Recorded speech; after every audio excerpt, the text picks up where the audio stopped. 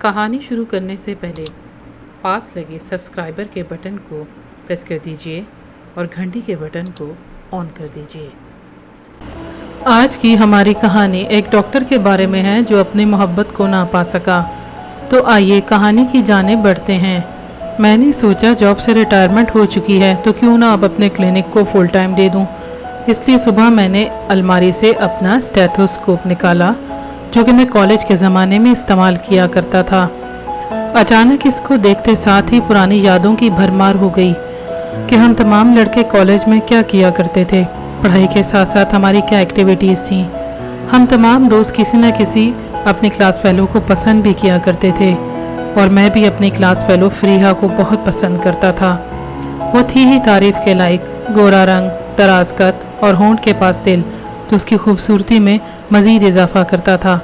وہ پڑھائی میں بھی بہت لائق تھی، تمام اسائنمنٹس ٹائم پر جمع کرواتی تھی۔ وہ پڑھائی میں بہت سیریس تھی اور جلد از جلد اپنے پیروں پر کھڑا ہونا چاہتی تھی۔ وہ اپنے والدین کی لاڈلی تھی لیکن اس کے والدین نے اس میں احساس ذمہ واری ڈالا تھا۔ وہ غریبوں کی بہت ہمدرد تھی۔ تعلیم کے آخری سالوں میں ہی بہت سے غریبوں کو وہ مفت دوائی دیا کرتی تھی۔ میں اس کو دل ہی دل میں چاہا کرتا تھا۔ میں بہت چاہتا تھا کہ اسے اظہار محبت کروں لیکن اس کو دیکھ کر جیسے میری زبان ایک دم بند ہو جایا کرتی تھی۔ میں بہت ہمت کر کے بھی اس سے کچھ نہیں کہہ پاتا تھا۔ وہ گرلز ہاسٹل میں رہا کرتی تھی کیونکہ وہ اپنے شہر سے دور ڈاکٹری پڑھنے کے لیے آئی تھی۔ آخر ایک دن ہمت کر کے میں نے گرلز ہاسٹل کا نمبر ملایا مگر میں کوشش کے باوجود بھی اس کو نہیں بلا پایا اور فون پر موجود آپریٹر مجھ سے پوچھتی رہ گئی کہ آپ کو کس سے بات کرنی ہے، مگر میں نے گھبرا کر فون بند کر دیا۔ میرا دل زور زور سے دھڑک رہا تھا۔ کچھ دن میں نے فریحہ میں تھوڑی سی تبدیلی محسوس کی۔ میں نے محسوس کیا کہ وہ مجھے غور سے دیکھتی ہے مگر میں نے اسے نظر انداز کیا۔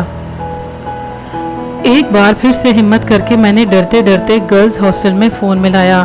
اب میں نے بہت زیادہ ہمت کی اور فریحہ کو بلا لیا۔ فریحہ نے آ کر ہیلو کہا تو میں نے کہا آئی لو یو اور فون بند کر دیا۔ میں بہت زیادہ ڈر گیا تھا کیونکہ مجھے یہ ڈر پڑ گیا تھا کہ اگر اس کو پتہ چل گیا کہ یہ میں تھا تو اس کی ایک شکایت مجھے کالج سے نکلوا سکتی تھی، لیکن ایسا ہوا نہیں اور میں بچ گیا اور میں نے دل ہی دل میں اللہ کا شکر ادا کیا۔ اگلے دن فریحہ نے مجھ سے کوئی خاص گفتگو نہ کی تو میں سمجھ گیا کہ اس کو نہیں پتہ چلا، لیکن کچھ دن بعد فریحہ نے مجھ سے میرا اسٹیتھوسکوپ مانگا جو کہ میں نے اسے دے دیا۔ دوسرے ہی دن اس نے مجھے واپس کر دیا۔ اس کے بعد میں بھی آخری سیمسٹر میں بہت زیادہ بیزی ہو گیا اور وہ بھی آخری سیمسٹر میں تھی لہٰذا وہ بھی بہت زیادہ بیزی تھی۔ اب تو پڑھائی کے علاوہ کسی بات کا ہوش ہی نہ تھا۔ میں نے میڈیسن کا شعبہ لیا تھا اور اس نے گائنی کا، پھر ہم دونوں ہاؤس جاب میں چلے گئے۔ اس کے بارے میں زیادہ معلوم نہیں تھا کیونکہ میرا اور اس کا شعبہ الگ تھا، حالانکہ ہم ایک ہی ہاسپٹل میں جاب کرتے تھے۔ میری اس سے ملاقات بہت کم ہو پاتی تھی۔ پھر میری شادی ہو گئی۔ میری بیوی ڈاکٹر نہ تھی لیکن وہ ایک قابل وکیل تھی، وہ جاب بھی کرتی تھی۔ میں اور میری بیوی ہم دونوں ہی جاب کیا کرتے تھے۔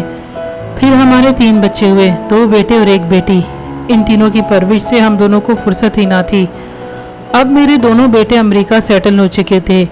بیٹی کو میں نے بیاہ دیا تھا اور وہ بھی شادی کے بعد انگلینڈ شفٹ ہو چکی تھی۔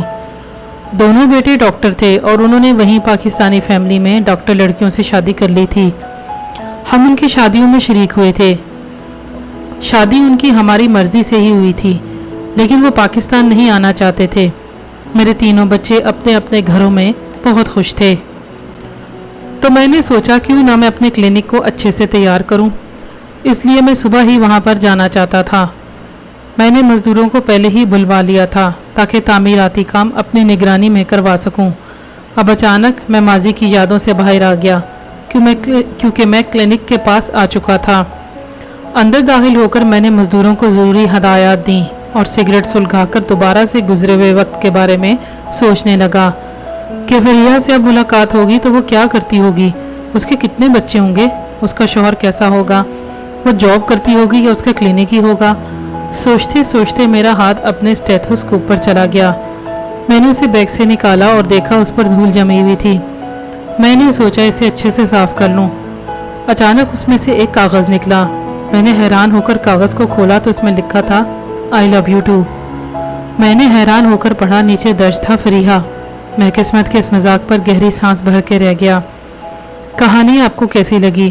کمنٹ سیکشن میں اپنی قیمتی رائے کا اظہار ضرور کریں اور چینل کو سبسکرائب کرنا اور ویڈیو کو لائک کرنا مت بھولیے۔